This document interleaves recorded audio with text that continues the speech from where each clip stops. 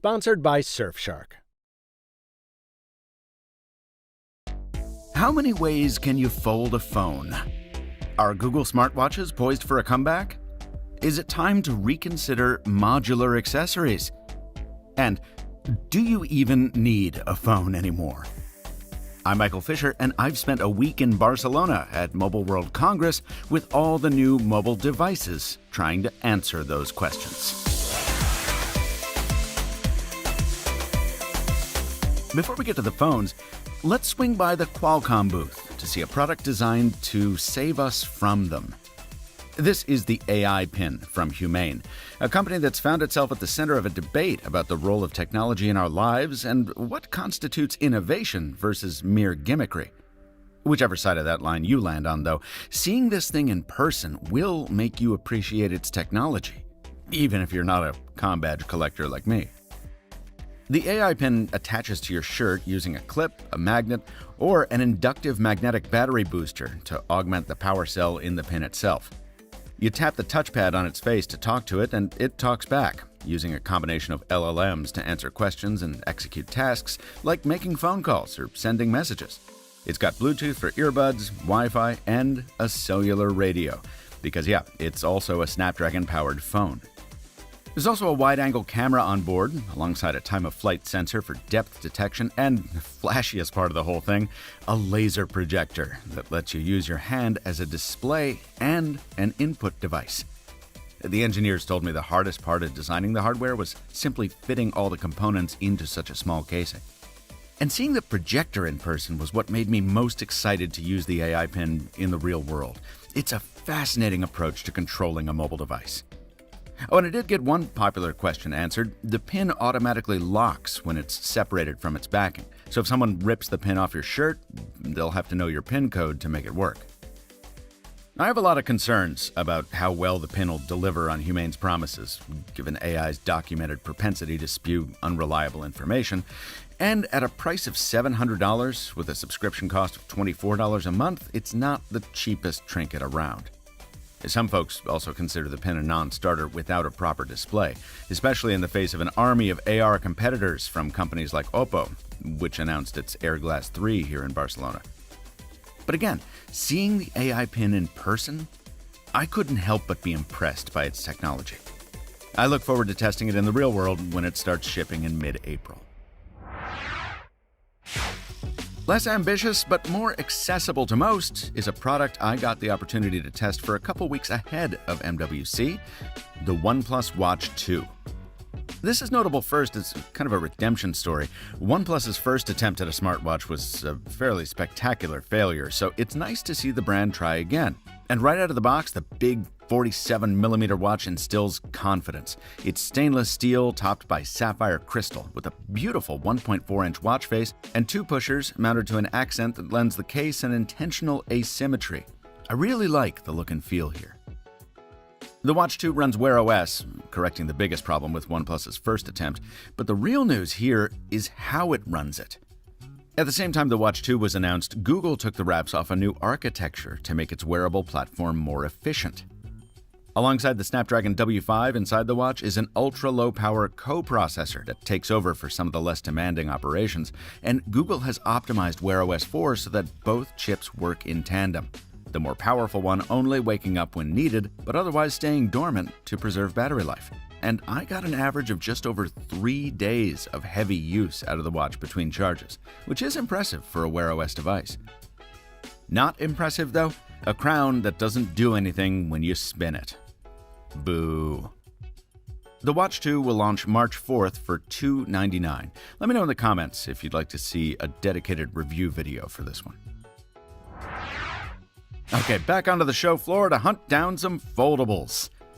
Ever since the first folding phones hit the market about 4 years ago at between $1,500 and $2,000 US, we've been wondering how long those prices will take to come down to earth. And it looks like this year's MWC is that magic moment. I saw no fewer than 4 flip phones at the Fira this year, all of them intended for price tags below $600, and most of them from brands you wouldn't necessarily expect. Take the Flip X from Doogee. a brand better known for rugged dependability than internal and external cultivation. But here we are. Despite its plasticky gloss, this was the least polished of the phones I saw on the floor, with a non-functional cover screen. In fact, according to 9 to 5 Google's Ben Schoen, this particular demo device was later removed from the booth after it broke.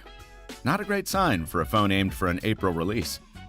But apparently it's just one of 2 flip phones planned by Doogie, as shown in this photo snapped by Miriam Jouar, aka Tank Girl. It was also Miriam who pointed out, on our stop at the Blackview booth, that most of these cheapo clamshells sport a spec sheet anchored by a Helio G99 chipset, which means they're all limited to 4G, which means they're most likely not aimed at the US. No surprise there, but still a letdown because the Blackview Hero 10 actually has some character. I like the vegan leather, the color, and the circular cover display, which reminds me of that Ulefone flip phone dummy I saw back at IFA in Berlin. Ulefone had no flip to show at MWC, but Avenir, better known by its licensed brand Energizer, did. I couldn't tell what put me off about the Ultimate U660S. The strange, scratched fiberglass look of the casing, the huge gap when closed, the oddly rounded bezel corners. But once I read Android Police's take, I finally put my finger on it. Energizer is best known for shipping phones with massive batteries, yet this one carries a capacity that's lower than either the Galaxy Flip 5 or the Motorola Razr. And Motorola might be another reason none of these brands are expressly promising a US release, since its Razr line is much more capable and always deeply discounted. The only flip I saw that spurned anything resembling desire was the Nubia Flip 5G from ZTE. Satin finish on the sides, distinctive pattern on the glass, and its circular cover screen is actually big enough to make some use of. More importantly, it's powered by a Snapdragon 7 Gen 1, which means 5G is a possibility. All that makes this the most expensive flip of the bunch, but at the equivalent of $599 US, it seems the era of true mid-range foldables might finally be dawning. I'll get around to that other foldable everyone's been posting about, but on the way, let's stop to say hello to a brand you know, even if you don't know it. If you've shown interest in any phone bearing the Nokia brand since 2016, it's come from a company called HMD Global, which acquired the license to that famed phone maker in December of that year. This year, the company's branching out with a broader strategy involving a whole house of brands, including its own house label, now reformulated as Human Mobile Devices. And I gotta be honest, I think they should have gone to market with a more memorable name, and I was as disappointed as the rest of the crowd when we learned we wouldn't see new HMD phones until well after the show. But HMD Fusion does excite me. That's the company's name for yet another revival of the modular phone concept, something that, yes, LG and Motorola have famously tried before with mixed results. HMD's approach is similar, with a 6-pin connector on a phone that allows accessories, called outfits, to connect and extend the phone's functionality. But HMD thinks it has a greater chance of success because it's opening development to anyone who wants to build outfits. With 3D printing technology more accessible than it ever was to would-be makers back in LG or Motorola's day, the barrier to entry is lower. And you can bet HMD's phones will be cheaper too. You can download the Fusion Development Toolkit now, and the phone is expected to launch this summer alongside some others, including a tie-in with Mattel for a Barbie-branded flip phone. A pretty cool relaunch for a brand I've covered a lot over the years, and I'm not just saying that because they plied me with dragon's breath. Trade shows can be a lot of fun. These shows also include dancing robot dogs, privacy-focused mobile operating systems, new cars, flying and otherwise, and Clicks keyboards from your favorite YouTuber. Clicks Technologies. Look at the buzz this little booth is getting. I wonder what they make. But to keep this video on time and on brand, let's end with the classic crowd pleaser of some concept devices. Yes, it's a transparent display on a Lenovo laptop, a micro LED film sandwiched between 2 layers of glass. If this ever comes to market, Lenovo tells me it would like to get the resolution upgraded from its current 720p and possibly make the opacity of the back cover variable, so you can have some privacy when you do want it. If you're asking why, well, that's my cue to remind you that the role of a concept device is to explore possibilities unencumbered by such narrow questions. And in the same spirit, let's head upstairs to see our friends at Motorola. When deployed, this offering from the company's skunkworks-like 312 Labs division looks like a razor, but it's really kind of the inverse. Give it a little pressure in the wrong direction, like some depraved phone torturer, and this adaptive display concept does indeed bend the wrong way. It's pretty wild. To be clear, we should not expect this to come to market. Lenovo's been showing a version of this at tech events for many years, and it makes zero sense from a practicality standpoint, since the most fragile component of the device is constantly exposed, a problem also faced by the Motorola Riser. But bending this way does offer one advantage. Slap a bracelet on your wrist, and the magnets built into the nylon-like back cover allow you to wear the phone like a giant smartwatch. When you do, the device switches over to a simplified interface lifted pretty much directly from the Razer's cover screen.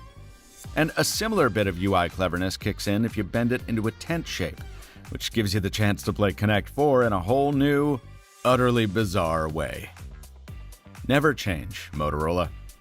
And never change, MWC.